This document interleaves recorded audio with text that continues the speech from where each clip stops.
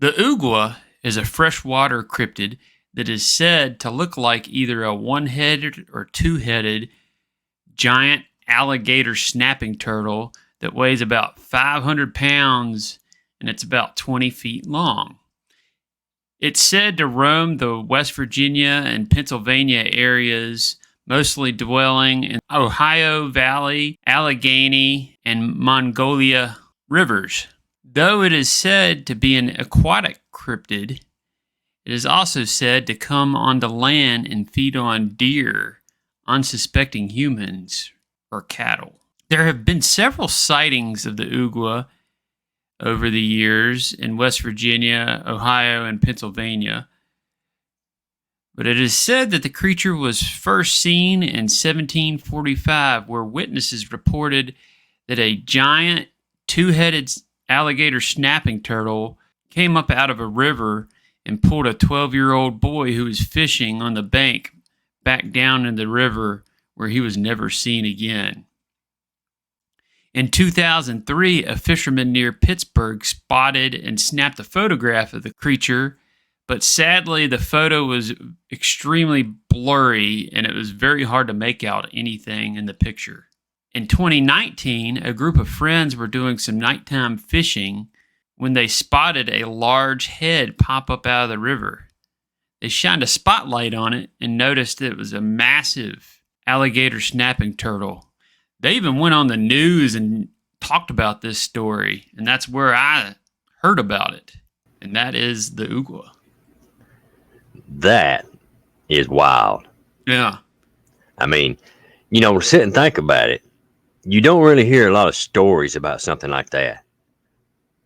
So it's definitely one of them. It's kind of original. It's strange. It's bizarre. Mm-hmm. It's wild, freaky.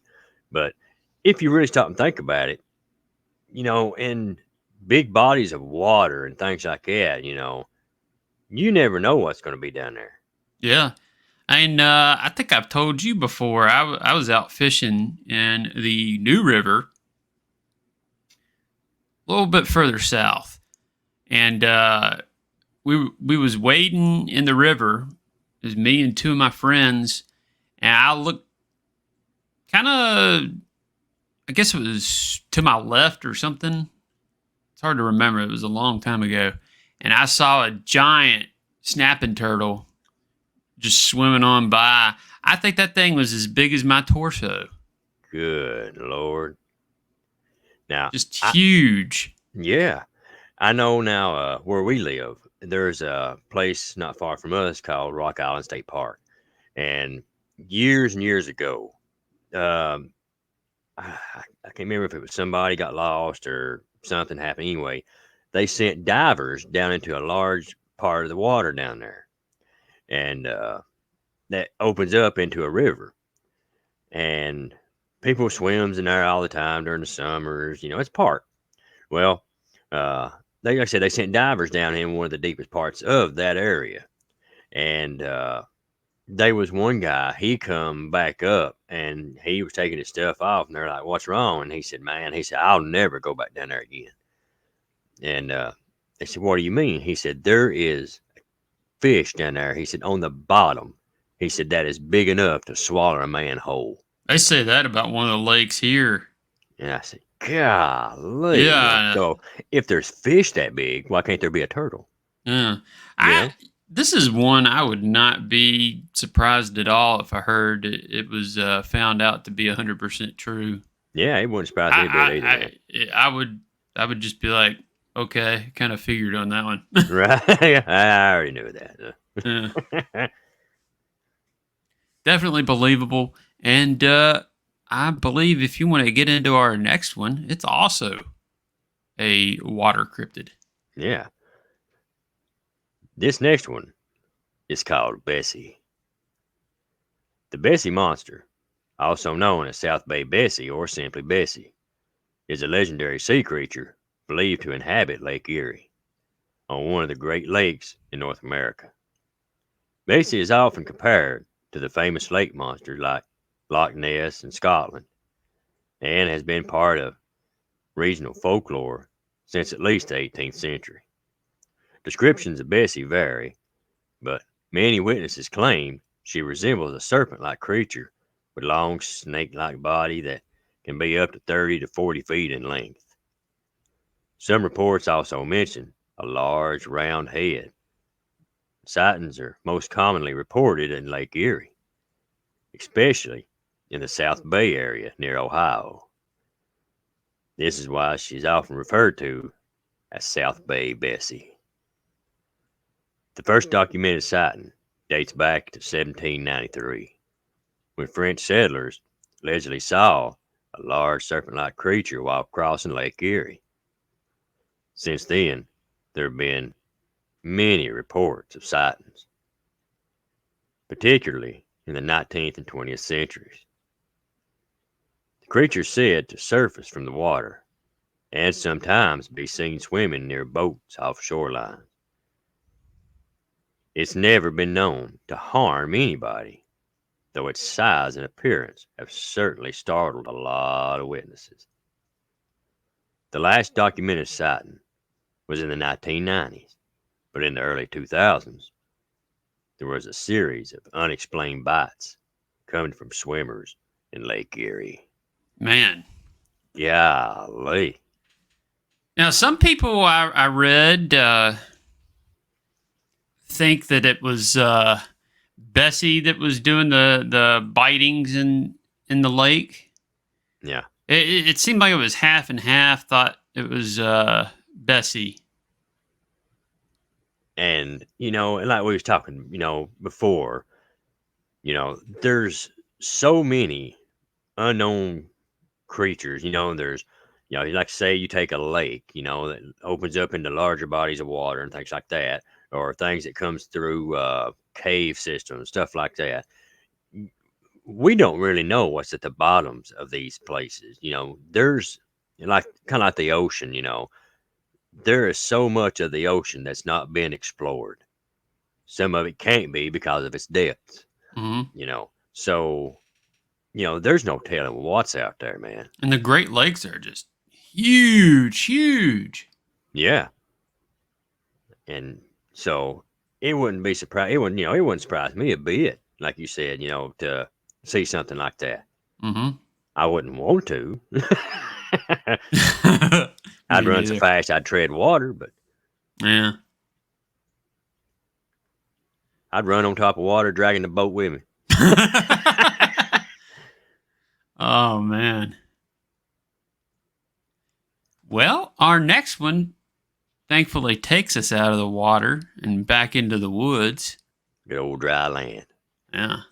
And this is the Squonk. The Squonk is a mythical creature from Pennsylvania folklore, particularly associated with the state's heavily forested areas, such as the hemlock forests in northern Pennsylvania. The legend goes that due to its loose-fitting skin and being covered in warts, it's said to also closely resemble a pig with crooked yellow horns.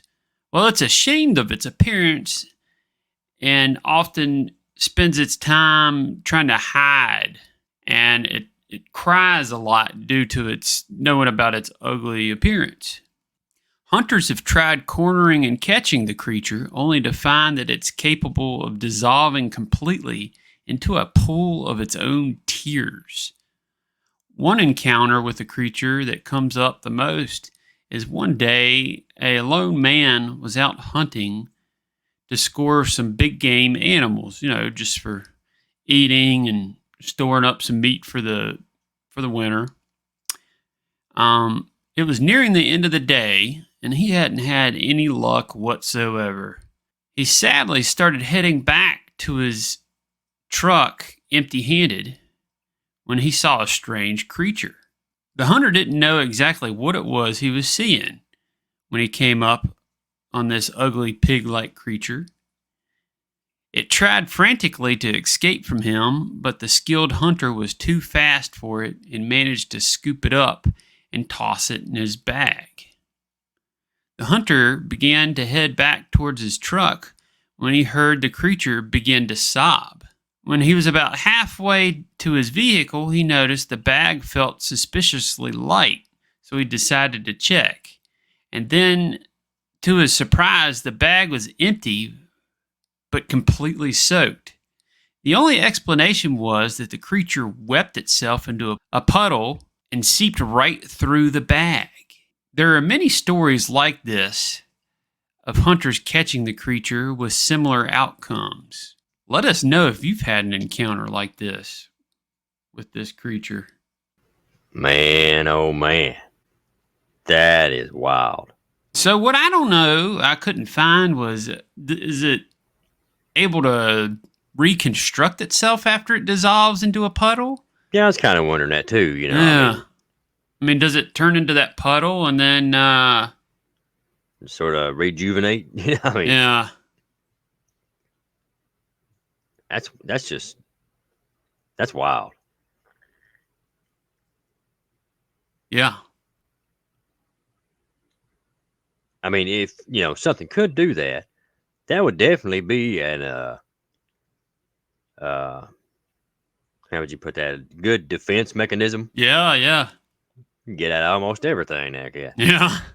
I guess it would turn into a puddle and then pop back up and just take off. I don't know.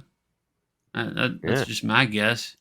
Or it turns into the puddle and, that's the end of its days there. I don't know.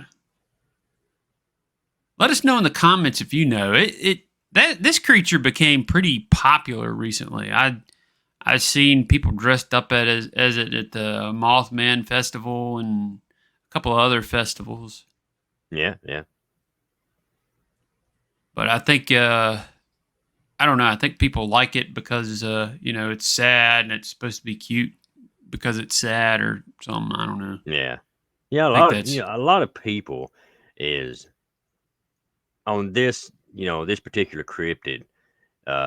Definitely really goes by. It's definitely known for its cuteness. Strangely it's probably similar to how Mothman first became popular with the little cutesy drawings and stuff. Yeah. But I think he's more popular now because of his booty. Yeah, probably. I mean, it is worldwide famous. Man, I saw that. I remember seeing that for the first time several years ago. I mean, this was over 10 years ago. I saw that booty, and I was like, it's kind of weird they got that on there. Yeah, it was before it became a thing on the internet. I just saw it. I was like, wow, that's a little weird. Yeah, you don't expect to see that. Here it is. The front of it, it's all like kind of wild and menacing and everything. And you walk around, there's a big old booty staring at you. Yeah, exactly. I wasn't sure what to think. I was like, does he need some pants? Oh, man. It'd be cool if they made a Squonk statue, though. There could be one. Yeah. You never know. Yeah, you never know. Well, do you want to go ahead and get into the next one? Sure. All right, here we go. This next one is the Albatwitch. Now, most folks are aware Pennsylvania gets its fair share of Bigfoot sightings. But did you know about the humanoid creature known as the Albatwitch? It's said to be between 4 to 5 foot tall, mini version of Bigfoot that lives in trees. The name Albatwitch comes from the Dutch English word apple snitch, because they were said to steal apples and throw them at people. Native Americans in the area even warned settlers of such a creature, mentioning it was aggressive and it liked to be left alone. In February of 2002, a man named Rick was driving along Route 23 around 6 in the morning when he noticed something ahead of him in the road. As he got closer, he thought it was a person and wondered why somebody would be wandering around in the middle of the road when it was dark. As he got closer, he noticed its small and just tiny stature, Thought maybe it was a kid. That's when he really began to wonder what it was doing in the road that time of the morning. He flashed his high beams, trying to get its attention. That's when whatever it was turned around and blinked. Rick then noticed it had glowing yellow eyes. Realizing it weren't human, it stood around 3 to 4 feet tall, covered in black hair, head to toe. As it stood up, it didn't seem to care if Rick was there or not. Then it just vanished. He stopped the car for a minute, shaken by this encounter, but then realized this thing could vanish like that. Could it just reappear? That's when he decided to get out of there. Later on, he decided to tell his story to a trusted coworker who told him that he also knew somebody else that had a similar encounter in the same area. Woo! I don't know why, but that made me think of that devil monkey. Yeah, around it kind of here. does, don't it? Yeah. That's wild, man. I mean, be going down the road, and you're just, probably going to work, and that's what's on your mind and what you got to do for the day and stuff. And you just see that in the road. Dang. Yeah, I don't know. I probably would Definitely have bizarre. just gone around it. The weird thing was the disappearing, though. Yeah, just vanished into thin air. Definitely strange. Yeah. But like the others, if you think you've had an encounter with this thing, let us know. We'll feature your story on here. This Rick fella's encounter was definitely interesting. Yeah, definitely. I mean, that's one of them experiences that would stick with you for the rest of your life. Oh, yeah, I'm sure it stuck with him. It'd be great if he heard this and decided he wanted to come on or something, Yeah, absolutely. That'd be so cool. Probably not, but who knows? Yeah, who knows? Well, you want me to get into this last one? Absolutely. The floor is yours. Now, this one always excites me. It's known as the Slatebelt Owlman. It's said to look like a really large owl crossed with a human. It's got large red or brownish red eyes and very long, awkward looking human legs. It's said to stand at about 6 feet tall. Well, back in March of 2024, now this is why it excites me. A fan wrote me telling me about some sightings in her area of a new type of cryptid that I should check out. She sent me some links to a couple stories. And then I found the original post and got permission to share this fella's story. And here it is. Hey, everybody. I just wanted to reach out and inform you all of this. I live near Bangor, and I was heading home from work last night. I usually go through Martin's Creek. I was driving on 611 at about 9 o'clock p.m. at night. As I was passing the Alpha Cement building right next to the quarry, to my surprise, I saw what I thought was the shadow of a large owl sitting on top of a stump or a fence post on the right side of the road. It scared me at first because the way it was sitting made it look like it was like 6 feet tall.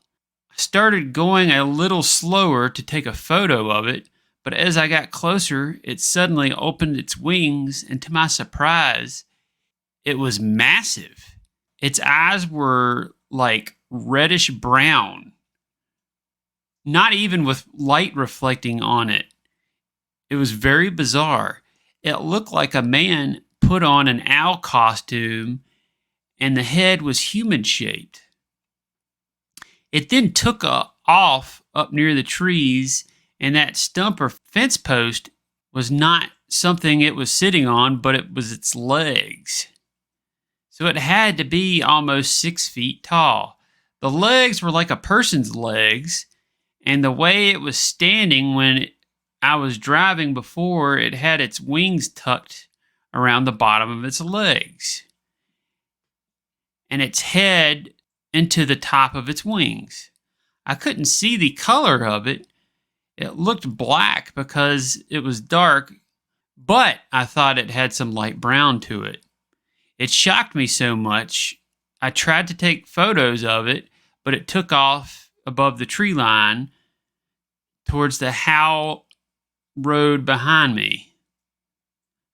I have no idea if it is an animal that you guys can tell me more about, or if I just saw some kind of weird, massive owl.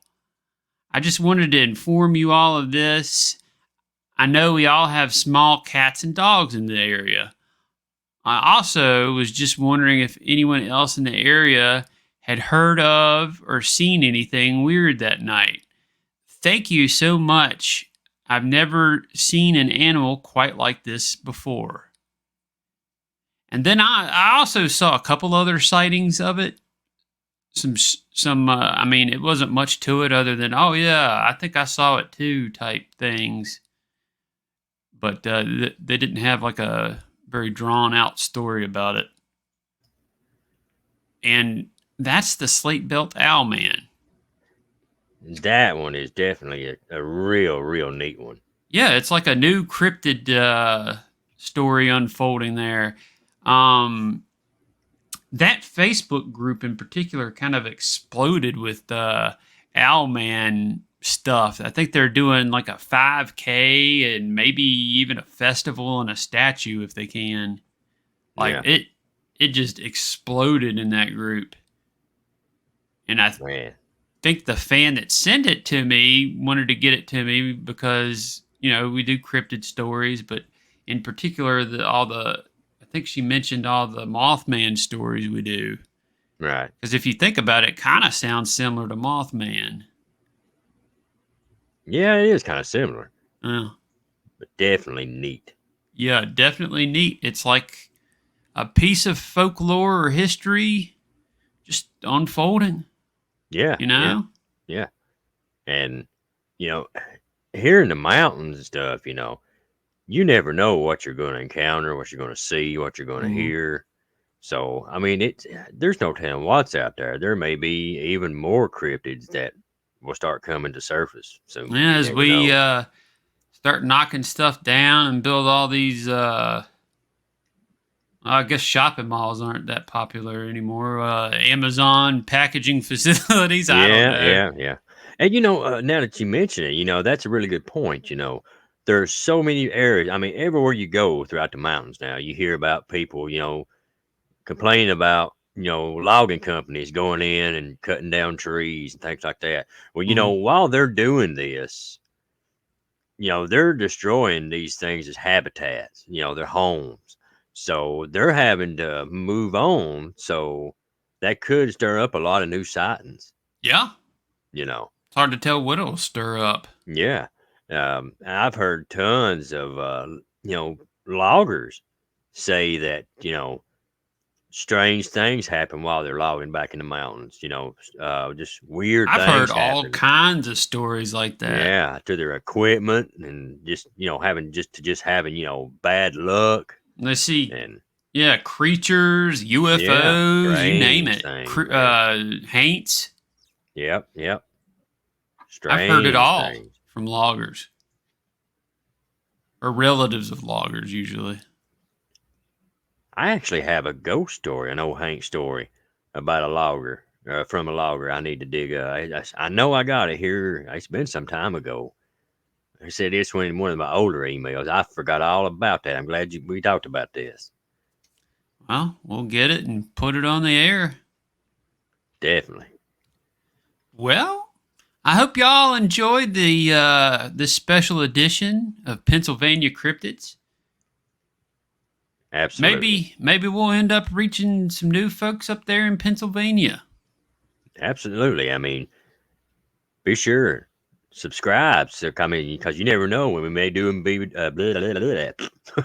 You never know when we may be doing more about your area. Yeah, Or, who knows? Maybe you can send us some from your area that we haven't covered yet. exactly. We get stories sent in from fans from all over. Yep. It's hard to tell. Maybe we got a story from your hometown. How cool would that be? I know when other people I watch, I'm like, oh man, that's from my town, Yeah. So it could happen. Yeah. You never know, man. Well, we thank y'all for tuning in. Make sure to like, subscribe, comment, all that jazz, and Yeah. stay spooky. Spooky. Good night, folks.